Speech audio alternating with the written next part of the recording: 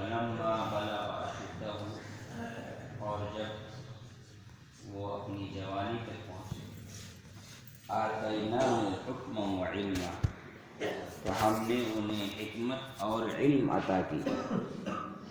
وَكَذَلِكَ نَجْزِي الْمُحْسِنِينَ، نیکی کرنے والوں کو ہم اسی طرح بدلہ دیتے ہیں۔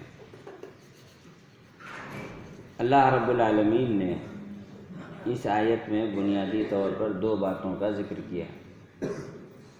پہلی بات، اللہ تعالیٰ نے یہ بیان کیا کہ موسیٰ علیہ السلام کو سمجھداری اور علم یہ اللہ رب العالمین نے عطا کی تھی۔ معلوم ہوا علم، حکمت، دانائی، یہ ساری چیزیں اللہ رب العالمین کی جانب سے ہوتی ہیں۔ انسان کتنی بھی محنت کر لے، لیکن انسان کو کبھی بھی علم نافع، وہ علم جو نفع بخش ہو، تبھی ہاتھ لگتی ہے جب اللہ رب العالمین اسے عطا کرتا ہے۔ ورنہ دنیا میں تو علم حاصل کرنے والے بہت ہیں،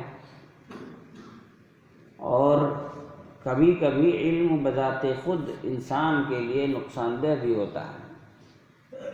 دنیا میں بہت سارے لوگ ایسے ہیں جو بہت زیادہ پڑھے لکھے، بہت زیادہ سمجھدار لوگ ہیں، لیکن ان کا علم ان کے لیے مضر ہے، نقصان دہ ہے۔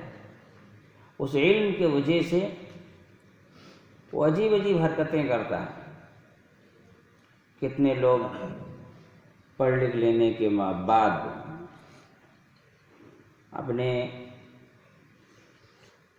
اسٹیٹس کو ہائی کرنے کے لیے، اس کو اونچا کرنے کے لیے رشتہ داروں کو یا رشتوں کو کاٹ لیتے ہیں، دوسروں کو کمتر تصور کرنے لگتے ہیں۔ بہت سارے لوگ اسی علم کے حصول کے بعد، اونچائی تک پہنچنے کے بعد، جس طرح آج کا ٹرینڈ اور کلچر چلا ہے یورپ وغیرہ میں، اپنے والدین کے بیوقوف اور نالائق سمجھنے لگتے ہیں۔ اسی طرح سے اور بھی بہت ساری چیزیں ہیں جو انسان علم حاصل کرنے کے بعد خرابی کی طرف جا رہا ہے۔ تو علم، حکمت، دانائی، وہ علم جو انسان کے لیے دنیا و آخرت میں کارآمد ہو، فائدہ مند ہو، یہ تبھی ہو سکتا ہے جب انسان کو علم اور حکمت اللہ رب العالمین کی نعمت کے طور پر میسر آئے۔ دوسری بات،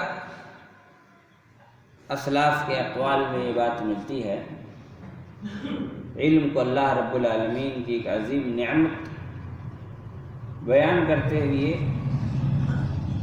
کہتے ہیں کہ علم اللہ رب العالمین کی ایک ایسی نعمت ہے جو اللہ تعالیٰ نیک لوگوں کو عطا کرتا ہے، گنہگاروں کو اس سے محروم کر دیتا ہے۔ بہت مشہور شعر ہے عربی کا کہ شکوت الی وکیع عن سوء حفظی فاوصانی بترک المعاصی فإن العلم نور من نور اللہ ونور اللہ لا یعطی لعاصی۔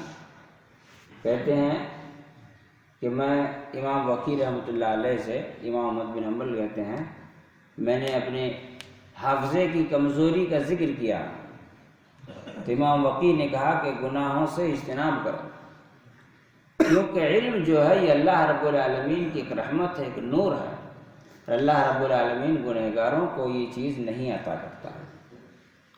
تو علم اور حکمت یہ اللہ رب العالمین کی جانب سے ہوتی ہے نبیوں کو اور دنیا کے سبھی ایسے لوگوں کو جنہوں نے نبوت و رسالت کی مشن کو آگے بڑھایا، ان کے دین کی خدمت کی، وہ سب اللہ رب العالمین کی جانب سے علم و حکمت انہیں ملی تھی۔ وَكَذَلِكَ نَجْزِي الْمُحْسِنِينَ، اور آگے اللہ رب العالمین نے فرمایا نیکی کرنے والوں کو ہم ایسا ہی بدلہ دیتے ہیں۔ یعنی علم حاصل کرنے کے بعد جو انسان دیکھیں کہ اس کے علم سے اس کو فائدہ ہو رہا ہے، تو سمجھیے کہ وہ اس انسان کو اس کے نیکی کا بدلہ ملا۔ ایک انسان علم حاصل کرتا ہے، علم ملتی جاتی ہے، لیکن اس پر اس کا عمل نہیں ہوتا، اس لیے کہ حصول علم کے وقت اس کے پاس عمل نہیں تھا۔ نیکی اللہ رب العالمین جب کوئی نیکی کرتا ہے تو اس کا اجر و ثواب اور اس کا بدلہ کئی طرح سے دیتا ہے۔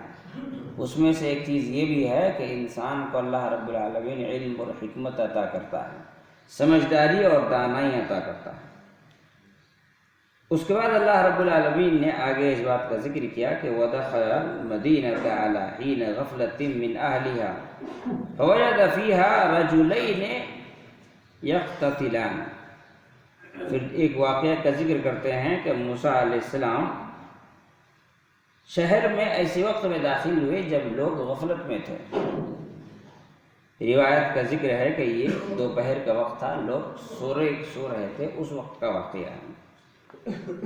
تو ایسی صورت میں انہوں نے دیکھا کہ دو لوگ جھگڑا کر رہے ہیں، آپس میں لڑائی کر رہے ہیں۔ ھذا من شیعتہ وھذا من عدوہ، ایک بنی اسرائیل سے تھا اور ایک قبطی سے تھا، دونوں ایک دوسرے کے دشمن تھے۔ موسیٰ علیہ السلام بنی اسرائیل سے تھے اور فرعون قبطی میں سے تھا۔ فاستغاثہ الذی من شیعتہ علی الذی من عدوہ، تو اللہ رب العالمین نے فرمایا آگے کہ وہ آدمی جو موسیٰ علیہ السلام کے قوم میں سے تھا، یعنی بنی اسرائیل میں سے تھا، اس نے موسیٰ علیہ السلام سے مدد مانگی اس آدمی کے خلاف جو قبطی میں سے تھا، دشمنوں میں سے تھا۔ فوقظہ موسیٰ، تو موسیٰ علیہ السلام نے اس قبطی کو ایک گھونسا رسید کر دیا، ایک گھونسا لگا دیا۔ فقضى علیہ، تو وہ آدمی وہی مر گیا۔ قال ھذا من عمل الشیطان، تو موسیٰ علیہ السلام نے فوراً کہا کہ یہ شیطان کی جانب سے ہے۔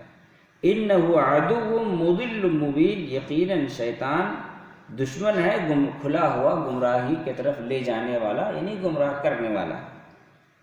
تو یہاں اللہ رب العالمین نے اس واقعے کا ذکر کیا جو بہت مشہور ہے، دو لوگوں کی لڑائیوں کا، اور یہاں پر فرعون کے قوم کے ایک آدمی کے مرنے کا ذکر ہے جو موسیٰ علیہ السلام کے گھونسے سے مارا گیا۔